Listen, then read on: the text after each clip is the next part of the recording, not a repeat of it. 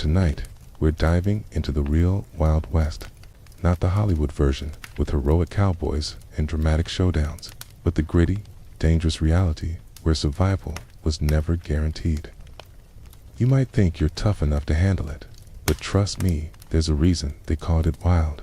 Now, dim the lights, maybe turn on a fan for that soft background hum, and let's ease into tonight's journey together. 'Cause tonight, we're going to explore why you probably wouldn't survive a single day in the untamed American frontier. Congratulations, you've just woken up in the Wild West.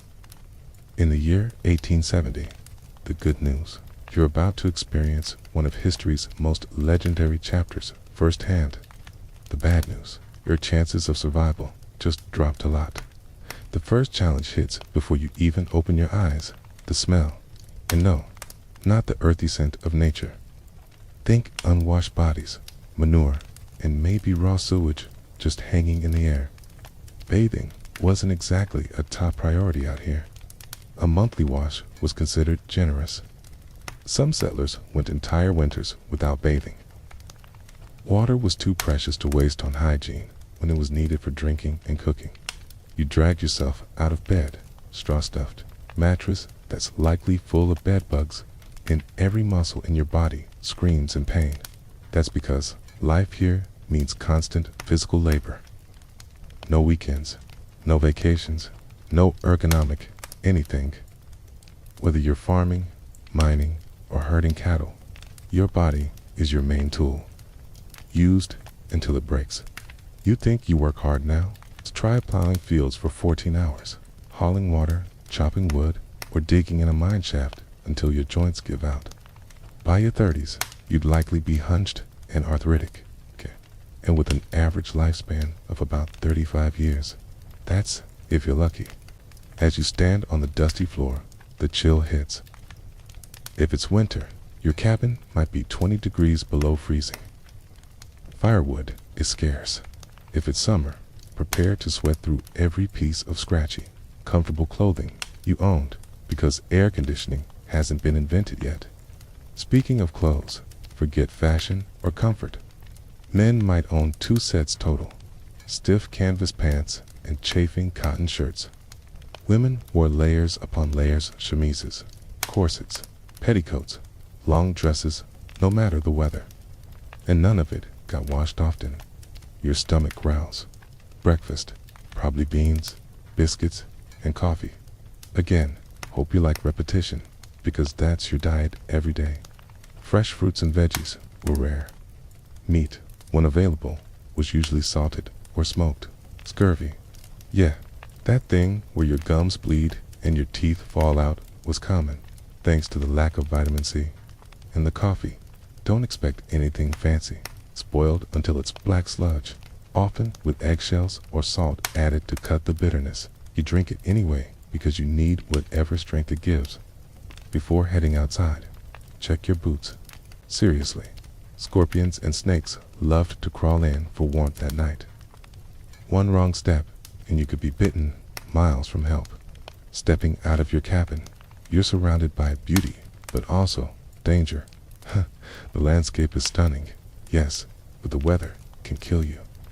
Blizzards, tornadoes, droughts, flash floods. Nature didn't care about your plans. If you lived in a frontier town, you might think you were safer, but that just introduced new threats. Towns with disease hotspots, no sewage systems, no understanding of germs. Outbreaks of cholera, typhoid, smallpox, diphtheria, tuberculosis, all common. Entire towns could be wiped out in weeks. Towns weren't well organized either. Buildings were thrown up wherever there was space. Roads were dirt paths, dusty in summer, muddy in rain, filled with horse manure, always. Sanitation, flies and filth everywhere. You passed the saloon, one of the busiest spots in town. Key, but this isn't the movie version. No swinging doors and charming piano players. Most saloons were rough one-room shacks with cheap booze, sometimes laced with tobacco juice, pepper, turpentine, or even gunpowder for that extra kick. God, one drink could blind you. And the saloon, also a hotbed of violence. Forget choreographed duels at high noon. Most fights were drunken, impulsive, and over something stupid. Everyone carried weapons, not just for defense, but for hunting, scaring off wild animals, or sending signals.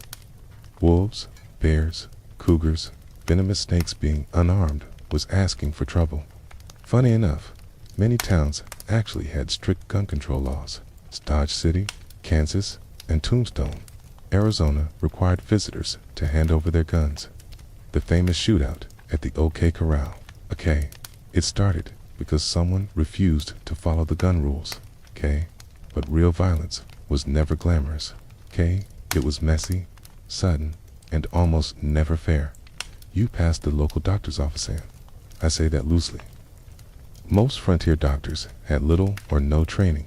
Surgery was done with no real anesthesia, maybe whiskey or morphine if you were lucky. Tools weren't sterilized, okay? Infection was a death sentence. Treatments, it's bloodletting, mercury, arsenic stuff that hurt more than it helped. Women giving birth faced a 25% chance of dying. Dentistry, a hammer, and some pliers. If you had a toothache, you just lived with it until the tooth fell out. Out here, even a small injury, a cut, a fall, a broken bone could be fatal. There were no safety nets, just luck, pain, and persistence.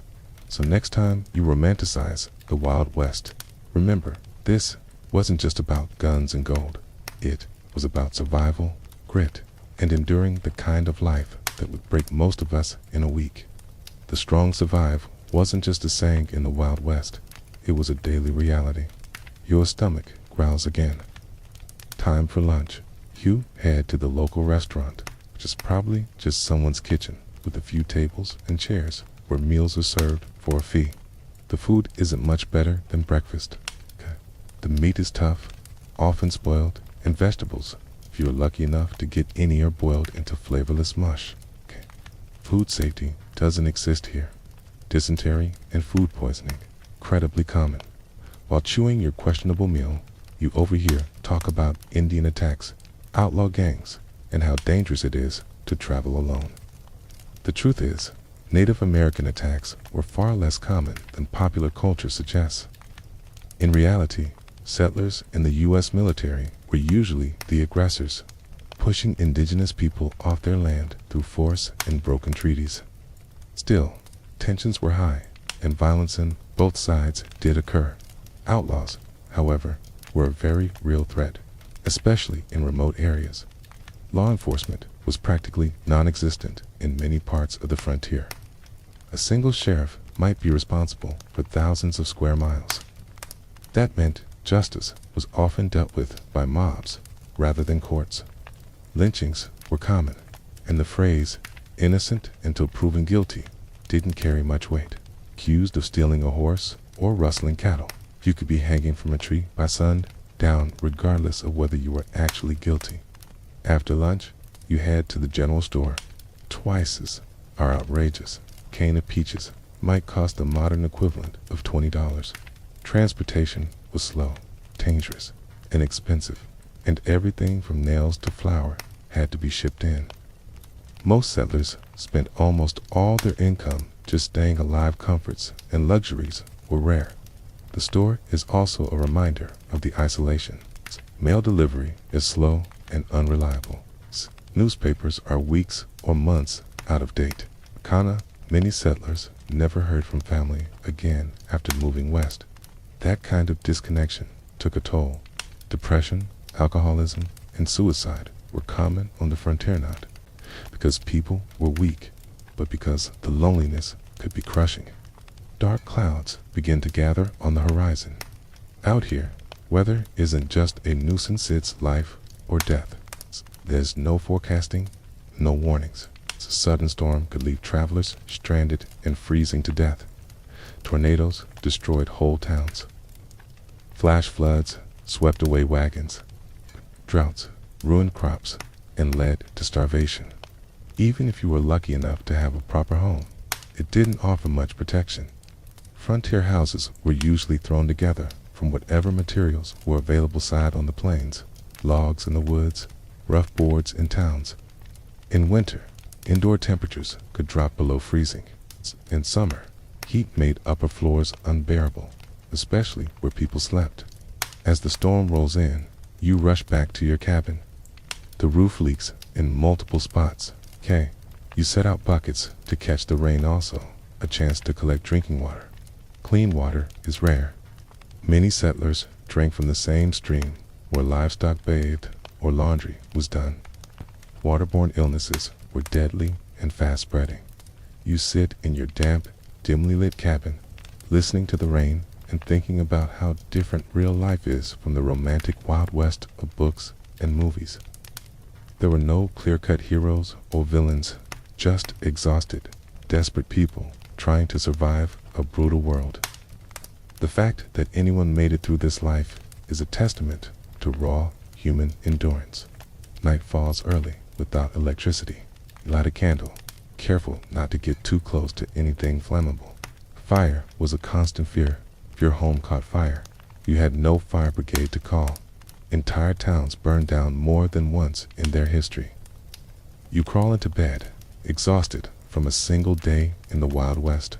Your muscles ache, your stomach feels off, and your mind is overloaded from the constant alertness required just to stay alive. As you drift to sleep, you wonder if you'll even wake up tomorrow, or become just another unmarked grave in the wilderness. The wind howls outside, a chilling reminder of how small and fragile humans really are out here. If you're lucky enough to survive another day, it'll bring more challenges, some familiar, some new. Because in the Wild West, survival wasn't a given. It's inch by inch, moment by moment, through hardship most modern people can't even imagine. Morning comes. A shaft of light slips through the cracks in your cabin walls, waking you from a restless sleep. No time to rest. This world waits for no one. You remember everything from the day before. And now it's time to travel. Let's say you decide to leave town. Maybe you're heading to another settlement, joining a wagon train, or just exploring. Travel in the 1870s was a whole different beast. The Transcontinental Railroad did exist by now, but unless you were wealthy or going between major cities, you weren't riding it. Most people traveled by wagon, horseback, or on foot. If you had a horse, consider yourself lucky. They were incredibly expensive to buy and even more costly to maintain. Single horse could cost you several months' wages in that didn't include feed, saddles, or medical care. And by medical care, I mostly mean shooting the animal if it got too sick or injured. Riding a horse wasn't glamorous either. Saddles were made for utility, not comfort. Hours in the saddle left you sore and blistered. And if your horse spooked, which happened often, you could be thrown, injured, or worse, miles from help. If you didn't have a horse, you rode in a wagon. And no, it wasn't a smooth ride across open prairies. Wagons had no suspension. You felt every rock, every rut, every bump. Wagon sickness, similar to seasickness, was common. People traveled while nauseous and miserable. Roads, they were usually just muddy tracks worn in by others before you. To rain, they turned into deep mud pits. And the dry dust would choke the air and coat your lungs. Breakdowns were common. Axles snapped, wheels cracked. You might be stuck in the middle of nowhere with no one around to help. Now, imagine you've joined a wagon train heading to Oregon or California. You're on the famous Oregon Trail. Sounds iconic, right? It was also one of the most dangerous journeys in U.S. history. Of the 400,000 people who tried it in the mid-1800s, roughly 1 in 10 died along the way. It earned the nickname the nation's longest graveyard. Some historians estimate there was a grave every 350 feet along parts of the trail. Think about that. A grave every 350 feet for 2,000 miles. And people still did it because they were chasing hope, land, a new life. Most didn't make it, and those who did were forever changed.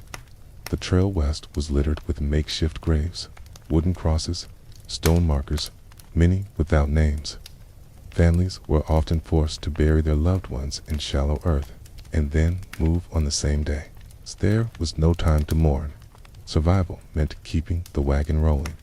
Disease was the #1 killer on the Oregon Trail. Cholera, a bacterial infection spread through contaminated water, was especially devastating. Victims could go from healthy at breakfast to dead by dinner.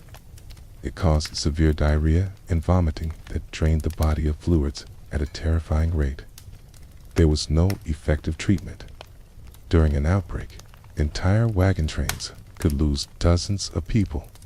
Other diseases, dysentery, typhoid, and mountain fever, claimed countless lives. Children were especially vulnerable. Many families lost multiple children during the journey.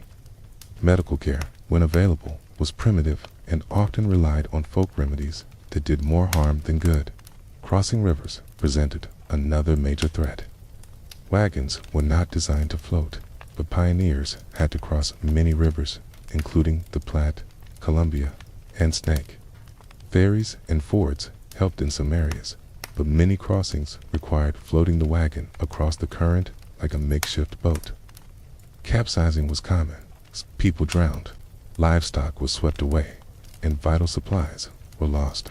Contrary to the myth of constant Native American attacks, such incidents were actually rare. Many tribes were helpful to migrants, offering guidance, supplies, and assistance with river crossings. Most violent deaths on the trail resulted from accidents, people falling under wagon wheels, being kicked by oxen or horses, or drowning. Gun accidents were common too, as most travelers were inexperienced with firearms, but carried them for protection. The psychological toll of the journey was immense. Families, buried children, spouses, and parents then had to keep moving. Every day's delay meant a greater chance of being trapped in the mountains by early snows. Mental breakdowns were frequent, and suicide wasn't uncommon.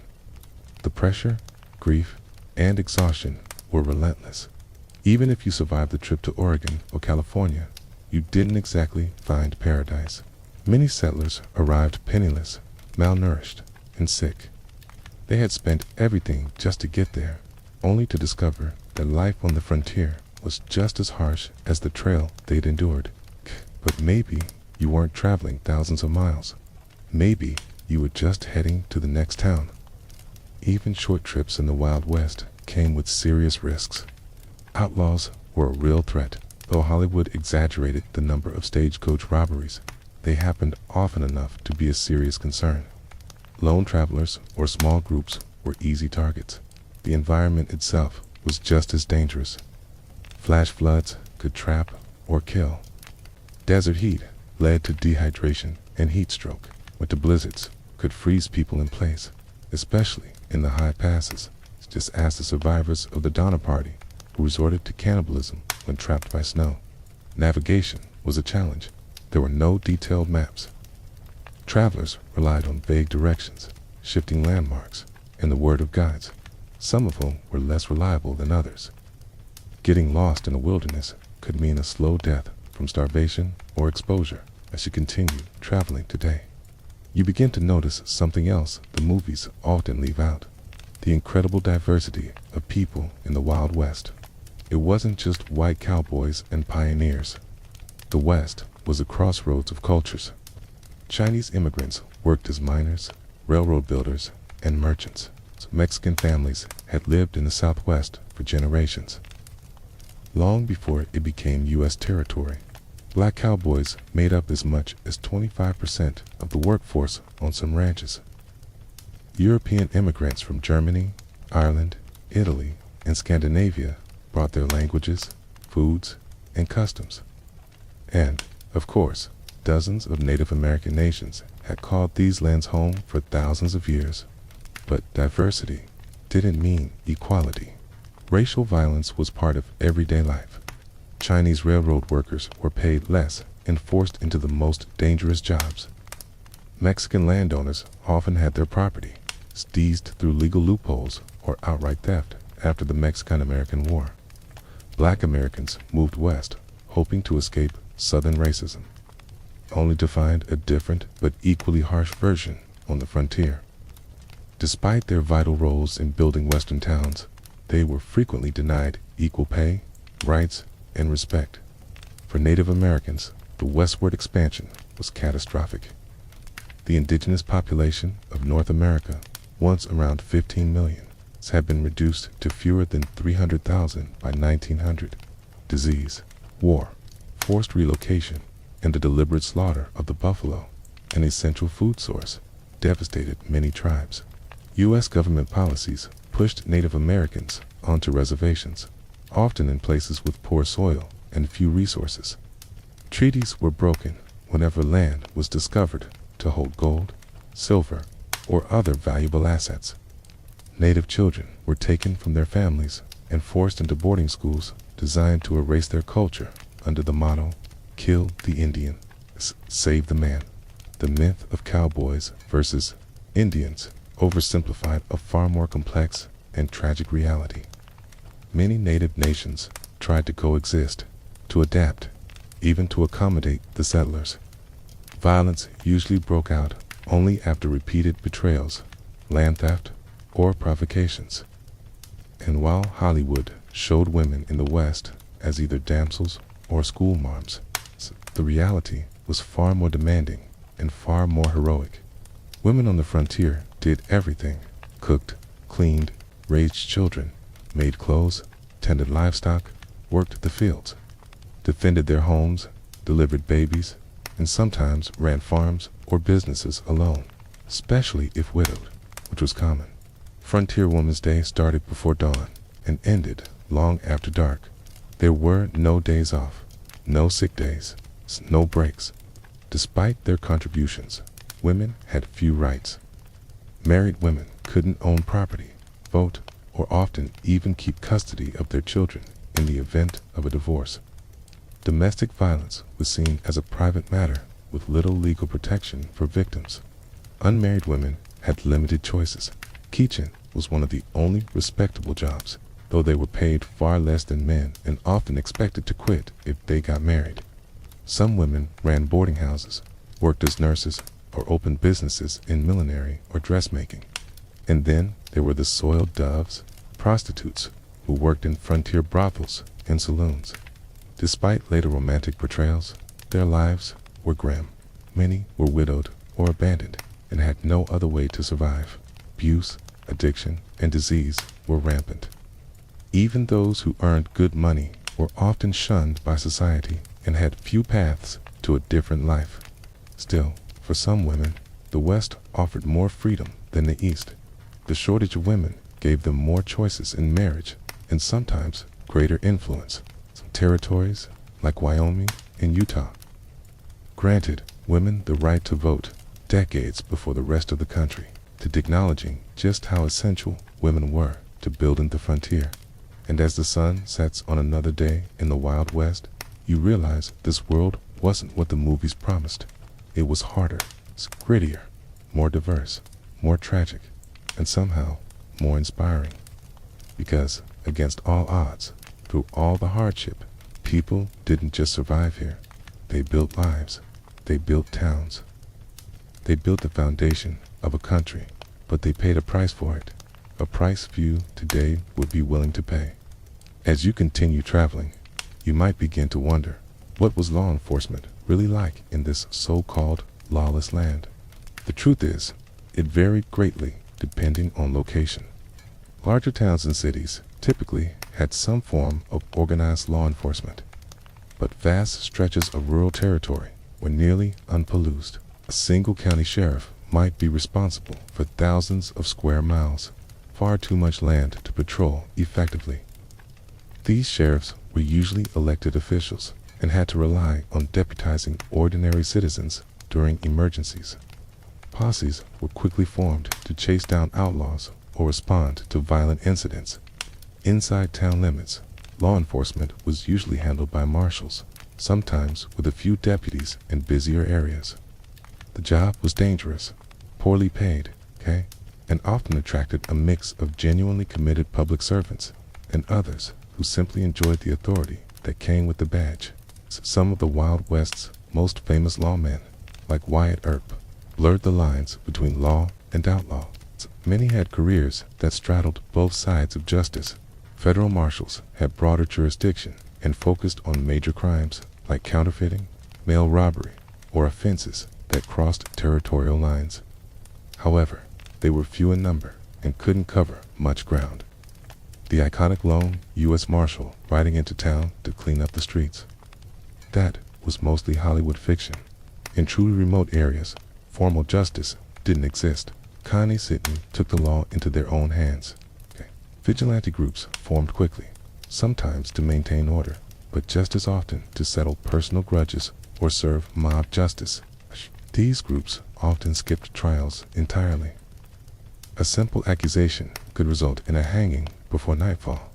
Despite popular depictions, the Wild West wasn't full of high noon shootouts. Most violence was messy, emotional, and alcohol-fueled. Bar fights, land disputes, domestic abuse. The idea of a clean, honorable duel was largely a myth. Punishments were severe. Hanging was a common sentence for murder, rape, and even theft, especially horse or cattle theft. Prisons, when they existed, were primitive. Disease, violence, and poor conditions made them deadly. Many communities didn't bother with jails at all. Execution was seen as simpler and cheaper. As evening falls, you seek shelter for the night. If you're lucky, you'll find a hotel or boarding house in a nearby town. Don't expect comfort.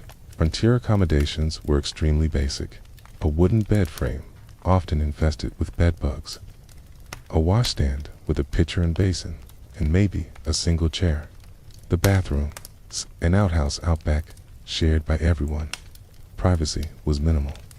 Thin wooden walls meant you could hear everything your neighbor did or said. During busy seasons, you might even be asked to share a bed with a stranger. The sheets weren't always changed between guests. Lighting came from candles or oil lamps. A night stay might cost 25 cents to $1, several hours' wages for the average worker. Many chose to sleep outside, in stables, or under the stars, despite the danger, just to save money. If you're in the middle of nowhere, you're camping. That means finding enough firewood, preparing a basic meal, and sleeping on the ground with minimal shelter. Experienced travelers, indigenous peoples, military scouts, fur trappers, knew how to camp safely. But the average settler, they made mistakes that could prove fatal. A fire built too large might ignite a prairie blaze. One too small might not provide enough heat to survive the night. Campfire cooking was a skill, and most people didn't have it. The result was often food that was somehow both burned and undercooked. As night closes in, you lie in your bedroll. Coyotes howl in the distance. The wind moves through the grass. Birds you can't name cry out in the dark. For people used electricity and noise, the silence and darkness of the wilderness were deeply unsettling. Fear set in. Native attacks, while rare, often happened at dawn when people were asleep. Predators, like wolves or mountain lions, might come sniffing around your camp. Snakes and scorpions crawled into bedrolls, seeking warmth. Even when no actual danger appeared, the fear alone could keep you awake. The mental exhaustion was real. Diaries from the frontier mention it over and over. People were constantly tired, not just from hard labor, but from never being able to relax. Modern folks with locks, alarms, and streetlights have no idea what it meant to feel truly exposed every night. As you lie there, drifting toward sleep, you reflect on the day. The reality of frontier travel is nothing like what the movies showed. It was grueling, dangerous, uncomfortable in ways modern people can barely imagine. Skills required to survive: navigation without maps, repairing broken wagons, safely handling firearms, weren't just useful. They were essential. And a mistake could mean death. The night deepens, the wind picks up. If you survive until morning, it'll be another victory in the battle against nature, chance, and time. Eventually, dawn breaks. You've made it. You're sore, you're cold, but you're alive. That alone means something out here. Today, maybe you'll try your luck in one of the famous mining towns, places like Deadwood, Virginia City, or Leadville. You've heard the stories. Men finding gold nuggets the size of eggs, getting rich overnight. But those stories left out the truth. Mining was brutal. First, you'd need to stake a claim, land with possible gold or silver deposits. That alone was tough by the 1870s. The best spots had already been taken. If you were lucky enough to find one, you had to register it officially and pay fees, often more money than you had. Then the real work began. If you tried placer mining, panning for gold in streams, you'd spend all day in freezing mountain water, bent over a pan or sluice box. Your hands would crack and bleed. Your back would ache. Most days, you might find nothing more than a few flecks of gold, worth less than $1. If you went into hard rock mining, digging tunnels into mountains, it was even worse. You'd be blasting through unstable rock without any safety equipment. Cave-ins were common. This was suffocation from toxic gases like carbon monoxide, odorless, invisible, and deadly. Blasting powder or dynamite added even more danger. Explosions often went off early, or flying rock shards hit miners like shrapnel. The constant thunder of blasts left many men permanently deaf. Even if you escaped sudden death, the long-term health toll was immense. Miners breathed in fine rock dust every day, leading to silicosis, a lung disease that slowly suffocated them. Mercury, used in gold processing, poisoned countless miners over time. Mercury, used to extract gold, caused severe neurological damage, tremors, memory loss, and mental deterioration. Those working in copper or lead mines faced similar fates, slowly poisoned by the metals they handled daily. Chronic illness and early death were common outcomes. Mining in the 1870s was a brutal industry with virtually no safety regulations or oversight. Owners prioritized profits. Injuries weren't seen as unfortunate, they were expected. Medical care was minimal, often useless. A serious injury meant not just pain, but the end of a miner's career and livelihood. So there was no disability support, no workers' compensation, and the payoff, rarely worth it. Despite legends of lucky prospectors, the vast majority of miners earned barely enough to survive. By the 1870s, most were employed by large companies, not working independently. 10 to 12-hour days earned them just $2 or $3. Ironically, those who made the most money in mining towns weren't miners. They were storekeepers, saloon owners, and prostitutes who profited from the miners' hopes and vices. Mining towns themselves were chaotic and dangerous. Imagine a rough settlement filled with young, single men doing back-breaking work, far from their families and homes. Alcohol flowed freely. Average consumption in some camps was several times higher than today's levels.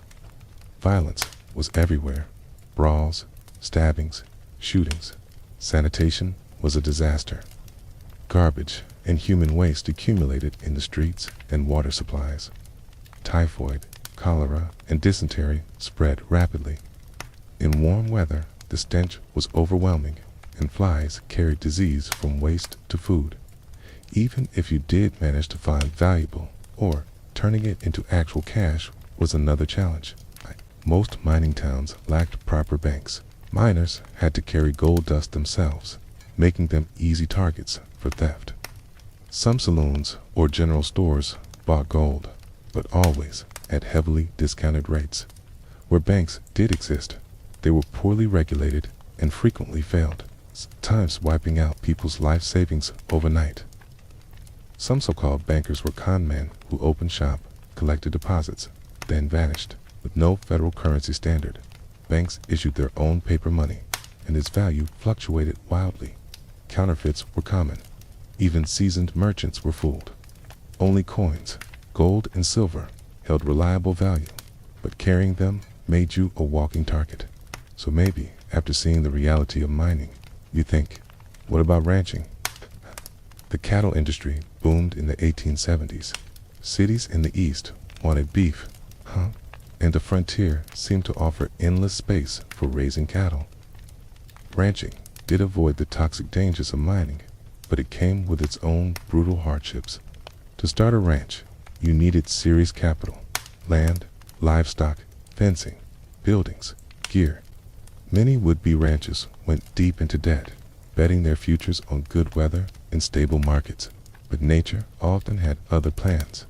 Droughts could destroy grazing land and dry up watering holes, forcing ranchers to sell off cattle at ruinous losses. Winters were even worse. During the infamous Great Die-Up of 1886 and 87, brutal storms wiped out up to 90% of herds in the northern plains. Cattle froze where they stood. Disease posed a constant threat. Texas fever, anthrax, and other infections spread quickly through herds. Predators like wolves and cougars picked off calves. Quicksand, poisonous plants, and injuries further reduced the herd.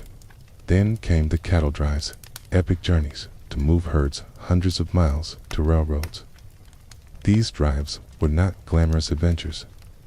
Cowboys worked 20-hour days, sleeping in the saddle, eating beans and biscuits, and facing dangers at every turn. River crossings could turn deadly in seconds.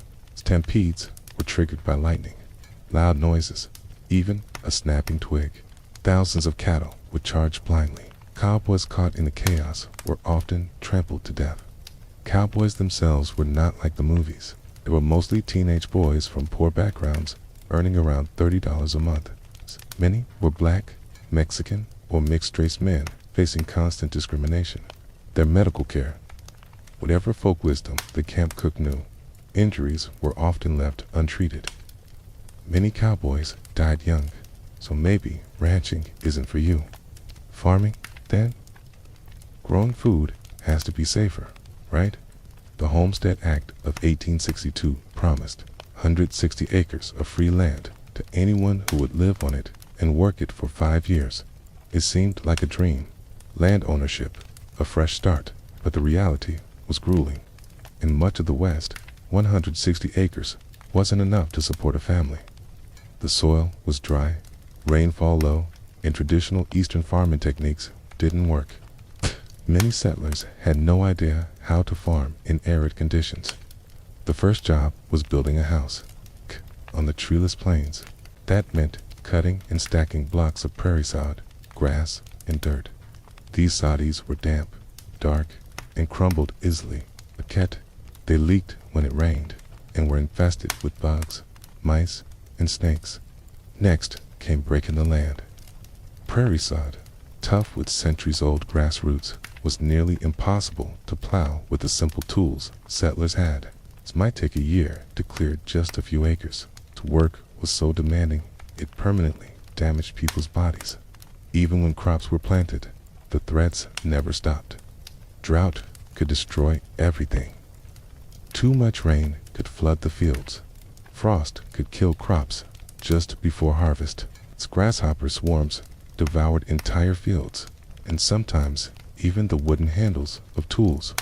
Illness was especially dangerous on the farm, with no hired help or support networks. If a family got sick during planting or harvest, it could mean starvation. Women often worked through pregnancy and childbirth because the farm couldn't wait. Accidents were frequent. Homemade tools failed. Animals trampled handlers. Even a full grain bin could become deadly. Fall in, and you'd suffocate before anyone could pull you out. Even successful harvests could be ruined by storage collapses, spoiled crops, or crop prices crashing at the worst time.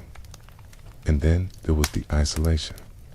Life on a frontier farm took a heavy toll, not just physically, but mentally. Isolation was severe, okay? Neighbors could be miles away, with visits rare and communication limited. Women, in particular, often endured months without speaking to anyone beyond their immediate family. Many suffered from what was then called prairie madness, a mix of depression, anxiety, and emotional collapse brought on by solitude. Its hardship and unrelenting stress. Some abandoned their claims, others ended their lives. Even for those who overcame these personal battles and managed to grow crops, the economic challenges were relentless. Getting produce to market was expensive and difficult. Without refrigeration, perishable goods had to be sold quickly or preserved. Powerful railroad companies and agricultural conglomerates used their influence to keep crop prices low while inflating shipping costs, squeezing small farmers from both ends. By the 1870s, another path was emerging: wage labor. Towns were growing, and new industries offered steady employment. Compared to farming, mining, or ranching, working for wages seemed safer and more stable. But wage labor brought its own set of hardships. Workplace safety was almost non-existent. Injuries in frontier mills, workshops, and factories were common and often gruesome. Limbs lost to exposed gears, hands crushed in presses. Construction crews built taller structures without harnesses or protective gear. Falls were frequent and deadly. Railroad workers, particularly those laying track in harsh environments, suffered high rates of death and injury from heat stroke, accidents, and sheer exhaustion. Chinese laborers, who built much of the transcontinental railroad, were routinely given the most dangerous jobs, like setting unstable explosives to blast through mountains. Their lives were considered expendable. Working hours were long, 10 to 12 hours per day, 6 days a week. Wages were low, barely enough to survive. Child labor was common. Children as young as 8 worked in harsh conditions, often suffering higher injury rates due to their size and inexperience. Workers had no legal protections. Employers could fire them at will, reduce wages without warning, or refuse to pay entirely. Those who protested or tried to organize unions were blacklisted, labeled troublemakers, unemployable in the entire region. In many mining and lumber areas, company towns emerged, where one company owned everything: homes, stores, even the currency. Workers were paid in scrip, a kind of company money only usable at inflated company stores. This system trapped laborers in endless debt, unable to ever save enough to escape. No matter what path you chose, mining, ranching, farming, or wage labor, life on the frontier shaped your every experience. It demanded resilience, creativity, and a complete redefinition of time. Time on the frontier wasn't ruled by clocks and calendars. It was ruled by daylight, weather, and necessity. People woke at sunrise, slept soon after sunset, and worked as long as the job required. Harvest and roundup seasons meant working from dawn until deep into the night, day after day. Winters brought relative calm for rural laborers, but not ease. Few people owned clocks. Schedules were fluid. Morning or after dinner were often precise enough. Trains and stagecoaches introduced rigid timekeeping to certain areas, but for most, time was measured in sunrises, seasons, and survival. Entertainment and leisure were simple. After exhausting work days, most people had little energy left. Conversation, storytelling, or basic games filled the evenings. When instruments were available, music brought brief joy: fiddles, harmonicas, guitars, providing rhythm for dances and community events. Books were precious. A single book might be read aloud to a family, then passed to neighbors, shared until the pages fell apart. Newspapers, when available, were reread over and over, every ad and article examined for a glimpse of the wider world. Recreation included wrestling matches, shooting contests, or informal baseball games played with makeshift gear. Children invented games from whatever was on hand: sticks, rocks, imagination.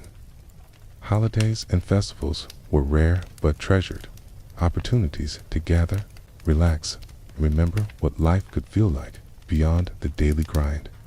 As the sun sets again, you reflect on the unrelenting challenges of frontier life. Everything was harder.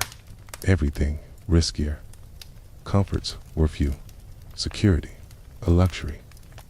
Those who survived, and especially those who thrived, did so with strength that is almost unimaginable today.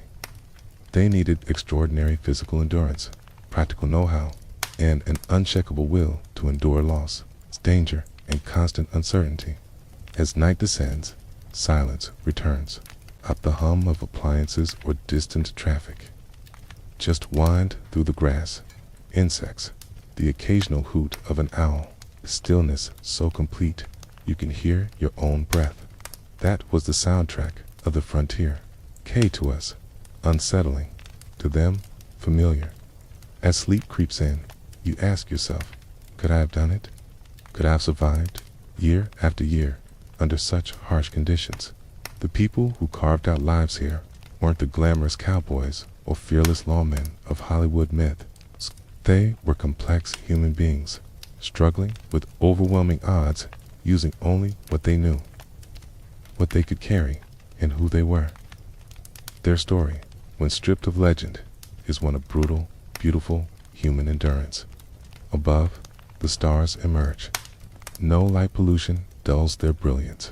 The Milky Way stretches overhead in dazzling clarity, a breathtaking spectacle that frontier people saw every night. A cosmic reminder that, despite everything, they were part of something bigger, just like us. And as morning rises once again in the Wild West, the hunger returns, a constant frontier companion. Let's take a look at what feeding yourself in this harsh land truly required. Game was still plentiful: deer, elk, rabbits, birds. But hunting took skill, time, and bullets, precious and often needed for protection. 8. Many couldn't afford the luxury of hunting during busy seasons. Most families relied on what they could grow, store, or buy in bulk. Beans, corn, and pork were staples, dense in calories, but monotonous and lacking essential nutrients. Fresh produce was seasonal at best. Winters offered no fruits or vegetables at all. Nutritional deficiencies were widespread. Scurvy, caused by a lack of vitamin C, was common in winter and spring. Bleeding gums, loose teeth, aching joints, slow death. People knew the symptoms, but stopping it was another matter. Other deficiency diseases took similar tolls. The frontier didn't care how strong you were. If you couldn't eat right, you'd weaken, and weakness was rarely forgiven. Poor nutrition on the frontier affected more than just energy levels. It stunted children's growth and caused a range of chronic health issues in adults. Preserving food wasn't a luxury, it was a life or death skill. With no refrigeration, meat had to be eaten immediately or preserved by smoking, salting, or drying. These methods prevented bacterial growth but stripped the food of much of its flavor, texture, and nutritional value. Heavy salt intake from preserved foods led to health problems like high blood pressure. Women often spent entire seasons preserving food during times of plenty, just to ensure there was something to eat during the lean months. Vegetables were pickled or fermented, fruits dried or turned into sugary preserves, and root vegetables stored in underground cellars where the cool air extended their life. But even with these efforts, food storage came with its own hazards. Its proper preservation led to spoilage, and sometimes deadly food poisoning. Spist, like rats, mice, and insects, constantly raided pantries and storage bins. Their droppings contaminated what remained, but most families accepted a certain level of filth as inevitable. Eating flour or beans with bug parts or rodent waste was just part of survival. Cooking itself was hard labor. Meals were made over open fires or wood-burning stoves that needed constant fueling. In prairie regions where wood was scarce, women and children spent hours collecting buffalo chips, dried manure, or twisting grass for fuel. Water had to be hauled from wells or streams, often hundreds of pounds a day, just for cooking and cleaning. Meals were simple and repetitive. Teas, spices were rare and used sparingly. Sugar and coffee were special occasion luxuries, hoarded and cherished. Fresh milk was only available if you had a cow, and only during the months it produced. Old frontier children grew up on a diet so plain and limited it would horrify modern nutritionists. Obesity was virtually non-existent, not because of health-conscious living, okay, but because of limited food supplies and physically exhausting lifestyles. Yet, leanness didn't equal wellness. Malnutrition was common, even when people had enough calories to get through the day. Raising children on the frontier added another layer of hardship. If you'd been born in the Wild West, your childhood would have been nothing like what we think of today. Children as young as 6 or 7 were expected to work, not for chores, but for the family's survival. They watched livestock, gathered eggs, tended gardens, and cared for younger siblings. By age 10 or 12, most worked full days alongside adults. Boys learned to farm, ranch, or build. Girls learned to cook, sew, preserve food, and make essential goods like soap, candles, and clothes. Childhood was short. Innocence, as we now understand it, wasn't part of life. Children witnessed everything: births, deaths, animal slaughter, even violent disputes. They were expected to understand, adapt, and help. There was no protective bubble around childhood on the frontier. Education was patchy at best. In established towns, schools might operate during winter months when farm work slowed. One barely trained teacher might manage dozens of students, ages 5 to 17, all in a single room. Conditions were harsh: cold in the winter, sweltering in summer. Supplies were minimal. A few worn textbooks, slates for writing, and scarce paper treated like treasure. Corporal punishment was routine. Children could be whipped for whispering or failing to memorize a lesson. In remote areas, school might not exist at all. Some families taught at home, using whatever books they had. But many children learned only the basics: how to read, count, and write their name. What they did learn in detail was survival, predicting the weather, tracking animals, planting crops, treating wounds, repairing tools. Practical knowledge mattered more than academic skills. Child mortality was tragically common. Around 1 in 4 children died before reaching adulthood. The greatest danger came in the first 5 years of life. Measles, diphtheria, whooping cough, and scarlet fever regularly swept through communities, killing children or leaving them permanently disabled. Accidents took many more.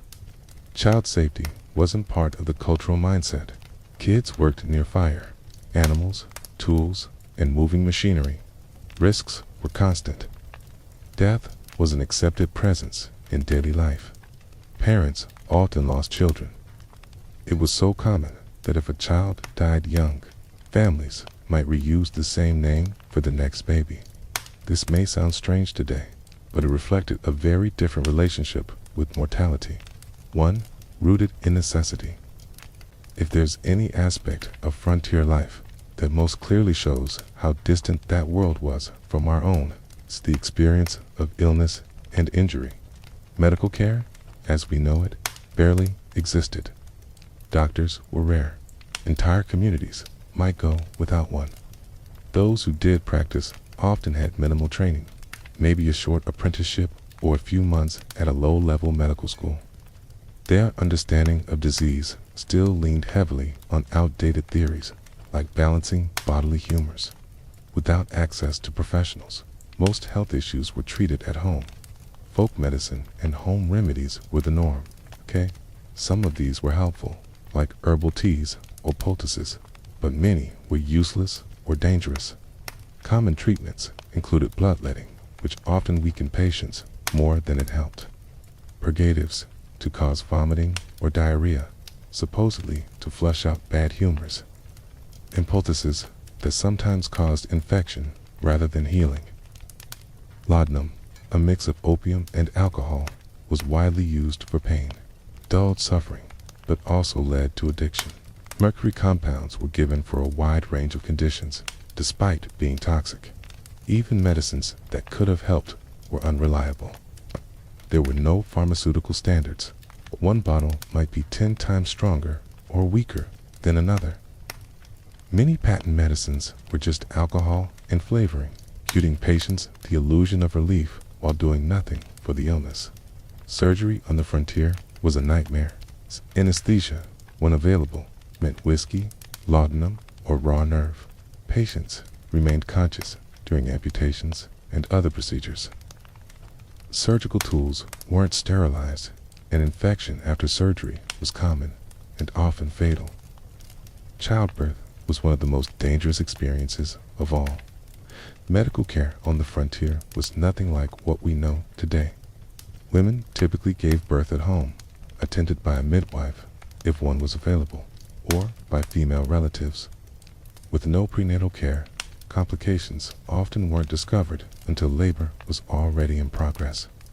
Breech, births, hemorrhages, peach, and infections that modern medicine easily handles often resulted in the death of the mother, the child, or both. Maternal mortality rates were shockingly high, around 1 death per 100 births. That's more than 100 times the rate in developed countries today. Every pregnancy was a gamble, and many women entered childbirth knowing it might be their last moment alive. Men's journals and letters of the time often carried the grief of husbands suddenly left to raise children alone. The cumulative impact of poor nutrition, constant labor, lack of preventive care, and primitive treatments meant that frontier health outcomes were more like those seen in developing countries today than anything familiar to modern Americans. Life expectancy at birth was under 40 years. Even those who survived childhood often dealt with chronic illness or injury by their 50s, if they made it that far. Beyond these physical hardships, frontier life brought a type of isolation that's hard to imagine in our age of instant communication. News and letters moved at the speed of horse or train. Messages could take weeks or even months to arrive, if they arrived at all. People in remote areas might not hear about major world events until long after they happened. This delay created a highly localized mindset. Your world was your family, your neighbors, your land. Distant happenings were barely real. This loneliness hit women especially hard. Those who had grown up surrounded by family and female friends often found themselves alone on the frontier, going days or even weeks without speaking to another adult. Their diaries are filled with heartbreaking accounts of solitude and the emotional toll it took. Some experienced what came to be known as prairie madness, severe depression, anxiety, and in some cases, psychosis. For some, the strain was too great. They abandoned their homes, fled east, or tragically took their own lives. Others lashed out, sometimes violently, against family members. These weren't failures of character. They were responses to unbearable psychological pressure. Even in more settled frontier communities, social life was limited. Visiting a neighbor might involve traveling several miles each way, with time and transport so precious. These visits were rare. Organized gatherings usually revolved around church services, harvest festivals, or communal labor events like barn raisings. Churches played an essential role. Beyond their religious purpose, they served as schools, meeting halls, and support networks. Even people who weren't particularly religious attended services just for the human connection. Ministers often served as teachers, mediators, and community leaders. Building institutions like churches or schools marked a turning point for many communities. It meant the settlement was no longer temporary. Mining camps and trading posts transformed into towns once people invested in permanence. These communities also relied on mutual aid. When a barn needed raising or a harvest threatened by weather, neighbors came together. If a child went missing, a search party would form. Cooperation wasn't optional, it was essential. No one could survive the frontier alone, despite the myth of rugged individualism. In reality, frontier life demanded both fierce independence and deep interdependence. You needed to be tough enough to survive day to day, but wise enough to know when you needed help. decade that balance shaped frontier culture, and it still echoes in American values today. As another Wild West evening falls, you reflect on the mental and emotional strength required to survive here. These people weren't superheroes. They broke down, they suffered, but they also adapted. They found ways to keep going, even when every part of life was a battle. The darkness brings with it a silence that feels almost sacred. Gone are the hums and buzzes of the modern world. In their place, wind, crickets, an owl calling across the plains. This silence was once the background noise of every night. You begin to wonder, who were the people who came here, and why? What drove them west? What gave them the courage to keep going through illness, death, blizzards, and droughts? What would they think if they could see the world their hardships helped create? Their legacy isn't gunfights and gold rushes. It's the slow, exhausting, heroic work of survival, building homes, raising children, feeding families, holding on. They didn't shape the West with grand gestures. They shaped it with grit, persistence, and the strength to endure. As you drift toward sleep, the land around you transforms into dreamscapes of wide plains, soaring mountains, and the quiet determination of the people who once lived here. Their stories, stripped of legend and movie glamour, remain etched into the soil. Morning arrives on your final day in the Wild West. Golden sunlight spills over the horizon, casting a warm glow on a landscape both unforgiving and breathtaking. It's not hard to understand what drew people here. It's towering peaks, rolling fields, deep canyons. It was beauty on a scale that seemed infinite. But even nature wasn't seen the way we see it today. To most settlers, it wasn't something to admire or protect. It was something to survive, conquer, and extract from. Trees were cut with no thought of replanting. Rivers were rerouted and polluted to serve mining and farming. Wildlife was hunted aggressively, sometimes to extinction. No example is more tragic than the fate of the American bison. In the 1700s, tens of millions roamed the Great Plains. By 1884, fewer than 1,000 remained. Yes, they were hunted for meat and hides, but the slaughter wasn't just about resources. It was also strategic. The U.S. government saw the buffalo as the foundation of Plains Indian life. Destroy the herds, and you destroy the resistance. It was environmental warfare. General Philip Sheridan is often quoted, accurately or not, as saying, "Let them kill, skin, and sell until the buffalo is exterminated. It is the only way to bring lasting peace." Whether he said it or not, the policy matched the sentiment. For Native American nations, the westward expansion of white settlers wasn't just displacement. It was devastation. Shattered entire worlds, economies, spiritual practices, and cultural identities were deeply tied to specific landscapes and natural rhythms. When that land was taken, everything else unraveled. Early encounters sometimes involved trade or mutual benefit. But by the 1870s, most Native groups were left with impossible choices. Submit to life on government-run reservations, continue resisting and risk annihilation, or attempt cultural assimilation into a society that actively sought to erase them. The reservation system was a tool of cultural genocide. Native children were taken from their families and placed in boarding schools. There, their hair was cut, their languages forbidden, their religions banned, and their traditions punished. Captain Richard H. Pratt, founder of the Carlisle Indian Industrial School, chillingly summed up the policy: kill the Indian and save the man. The trauma of these actions still ripples through Native communities today. Even armed resistance, brave and determined, was often doomed. The most famous indigenous victory, the 1876 Battle of the Little Bighorn, saw Lakota, Northern Cheyenne, and Arapaho warriors defeat Lt. Colonel George Custer, a PIA, but this victory triggered brutal retaliation. In the years that followed, U.S. military campaigns became increasingly ruthless, with attacks on villages and the killing of women and children becoming tragically common. This destruction wasn't just a loss of life, it was a loss of knowledge.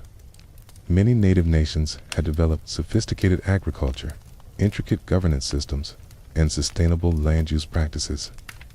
Yet, they were dismissed, misunderstood, or deliberately undermined by settlers who couldn't or wouldn't recognize the value of cultures that didn't view land as property, but as something sacred, like the air or stars. But conflict didn't stop with native peoples. The West was a true crossroads of the world. Immigrants from China, Mexico, Europe, and the American South all converged here, each bringing their own language, culture, and traditions. This diversity was a great strength, but also a source of tension in a land where resources were limited and infrastructure strained. Chinese immigrants helped build the railroads and opened up mining operations. In return, they faced harsh discrimination. The Chinese Exclusion Act of 1882 became the first major U.S. law to restrict immigration based on nationality.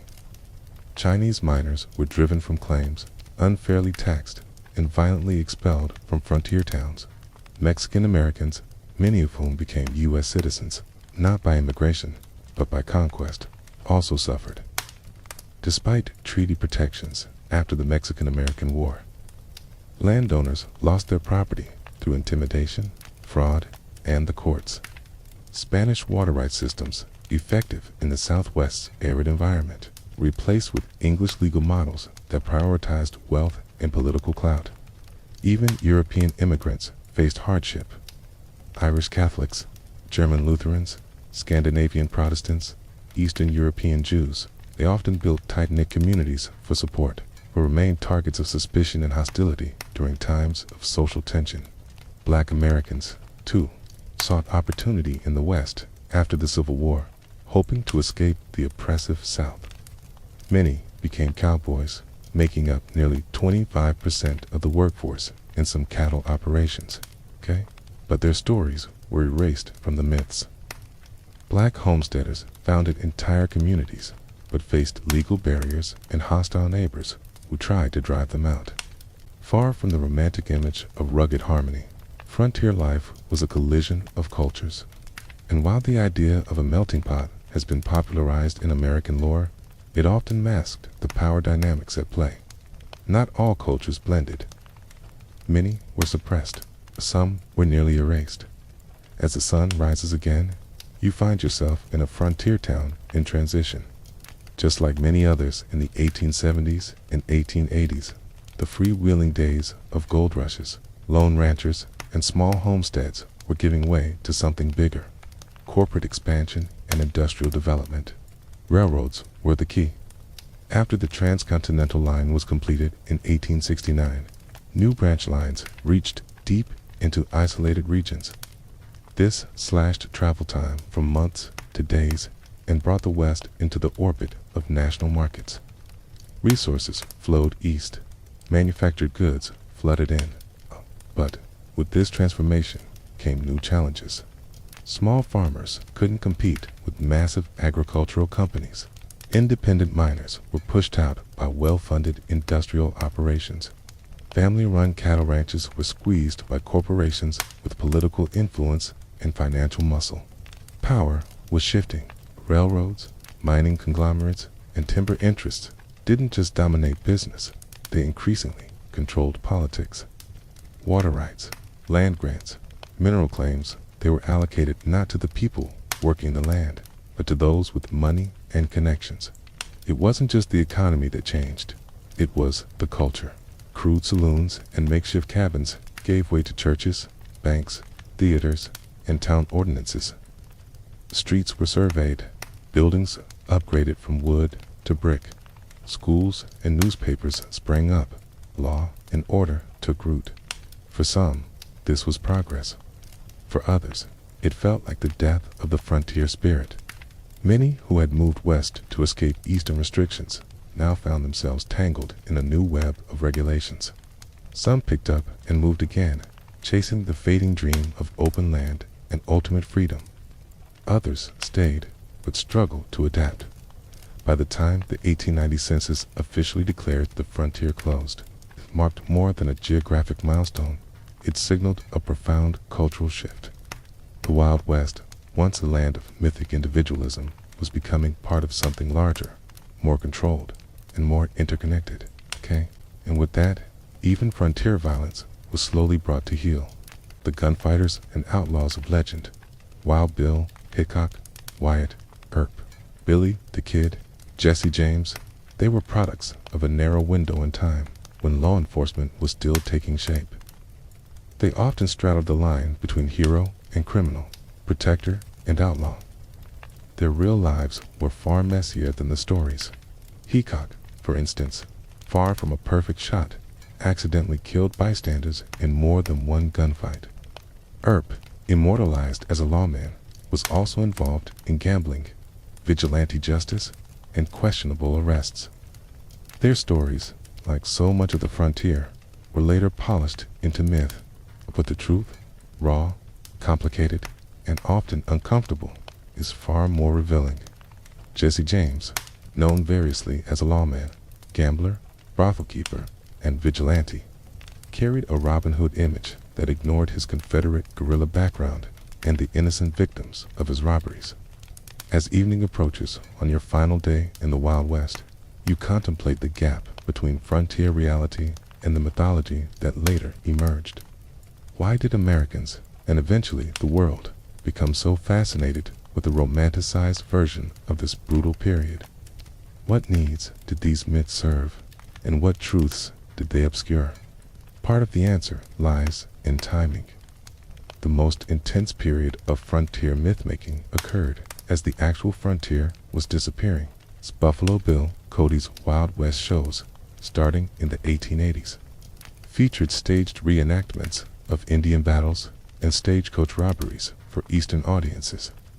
Even as railroads, telegraph lines, and formal governance integrated Western regions into mainstream American society.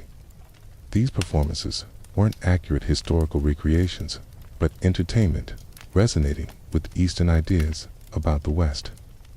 Dime novels, which popularized exaggerated tales of Western heroes, originated in Eastern publishing houses, written by authors with little first-hand experience of the regions they described. These formulaic stories emphasized action, clear moral distinctions between heroes and villains, and a vision of the West as a testing ground for American virtues, courage, and individualism. Later, Hollywood Westerns refined and amplified these mythological elements, creating iconic images of lone cowboys, heroic sheriffs, dastardly outlaws, and savage Indians that bore little resemblance to historical reality. These films served psychological and cultural functions beyond entertainment. They offered reassuring narratives about American identity during periods of rapid social change and international challenges. The mythology suggested that the American character was forged in frontier conditions, producing exceptional qualities that distinguished the nation from older societies. It implied that American expansion across the continent was inevitable and morally justified a triumph of civilization over wilderness and progress over primitive cultures. It presented simplified moral frameworks where good triumphed over evil through righteous violence, justifying America's growing military and economic power on the world stage. What these myths obscured was the complex, morally ambiguous reality of Western development, the genocide of indigenous peoples, the exploitation of immigrant labor, environmental devastation, corporate manipulation of political systems, and deeply divided communities struggling with questions of identity, governance, and resources. The Real West offered no simple moral lessons, but a case study in how human societies adapt to challenging conditions, sometimes showing remarkable cooperation and creativity, sometimes descending into exploitation and brutality. As darkness falls, you reflect on your brief journey through the unromanticized Wild West. You've experienced firsthand why the average person today, accustomed to abundant food, medical care, physical safety, and countless comforts unknown to frontier dwellers, likely not survive a single day in the actual conditions of the 1870s frontier. The skills, knowledge, physical conditioning, and psychological resilience required for frontier survival represent a way of life almost unimaginable today. Yet, something about this world continues to fascinate us. Perhaps it's the raw honesty of a life stripped to essentials, where tasks have immediate consequences and achievements represent tangible victories against natural constraints. Perhaps it's the community interdependence that emerged from shared challenges, creating connections, transcending differences in background or belief. Or perhaps it's the reminder that humans can endure and find meaning in conditions far harsher than most of us will ever face. The legacy of the American frontier extends beyond mythology into the structures and systems shaping modern American life. Property laws, water rights, federal-state relationships, approaches to natural resources, and countless other aspects of American governance emerged from frontier-era compromises and conflicts. The diversity of Western communities, despite forced assimilation efforts, contributed to modern America's multicultural reality. Ongoing tensions between individual rights and collective welfare, local control and national standards, exploitation and conservation have roots in frontier-era debates. For indigenous peoples, the frontier era represents not a glorious chapter of national expansion, but the devastation of ancient lifeways and the beginning of a long struggle for cultural survival and sovereignty that continues today. Their perspective reminds us that the simplistic, triumphalist narrative of Western settlement ignores the complex civilizations that already existed and the incalculable knowledge lost through their disruption. The most accurate understanding of the frontier requires holding multiple perspectives simultaneously, acknowledging the courage of those who built new communities in challenging conditions, and the devastation experienced by those displaced as you drift toward sleep on your final night in the Wild West. The sounds of this earlier America surround you, the whisper of wind through prairie grass, the distant howl of coyotes, perhaps faint piano notes from a saloon. These sensory experiences connected all who lived through this era, regardless of background. The vast skies, extreme weather, imposing landscapes, and profound silences shaped everyone, creating a shared relationship with the environment amid cultural conflicts. Tomorrow, you'll return to your time with a deeper understanding of this pivotal period in American history. You'll never again see a Western film or read a frontier novel without recognizing the sanitized, simplified version of a complex reality. You'll appreciate the extraordinary comfort and security of modern life, achieved through technological advances unimaginable to frontier dwellers. You might become more aware of the skills and knowledge lost in the transition to a specialized, technology-dependent society, the practical self-sufficiency that allowed frontier people to build, repair, grow, preserve, and create with minimal outside support. Most importantly, you'll understand that the real story of the American West isn't found in gunfights and gold strikes, but in the daily struggles of ordinary people, men, women, and children of diverse backgrounds who faced extraordinary challenges with limited resources. Their story, without Hollywood embellishment, contains enough genuine courage, tragedy, innovation, conflict, cooperation, cruelty, and kindness to fill countless histories. Their legacy lives in the communities they established, the environmental changes they initiated, the cultural patterns they created, and the myths that grew from their experiences. The real Wild West disappeared long ago, transformed by technology, population growth, economic integration, and environmental change into the modern American West of cities, suburbs, highways, and managed landscapes. Yet, echoes of frontier experience persist in regional identities, local traditions, land use patterns, and governance structures. The memory of this formative period continues to influence how Americans understand themselves and their nation's development, even as scholars and communities work to replace simplistic mythology with more accurate, inclusive understandings of this complex history. As you surrender to sleep, the boundary between past and present blurs.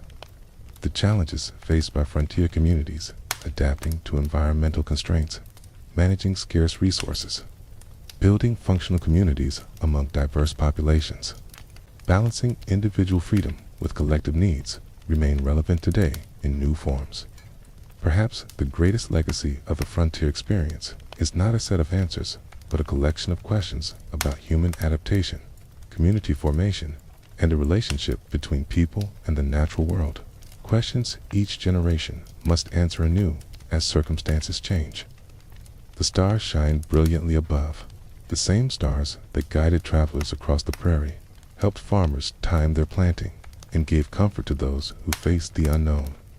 In this moment, you feel a fleeting kinship with homesick immigrants far from familiar landscapes, looked upon the same constellations a century and a half ago, wondering what tomorrow would bring in a world where survival was never guaranteed.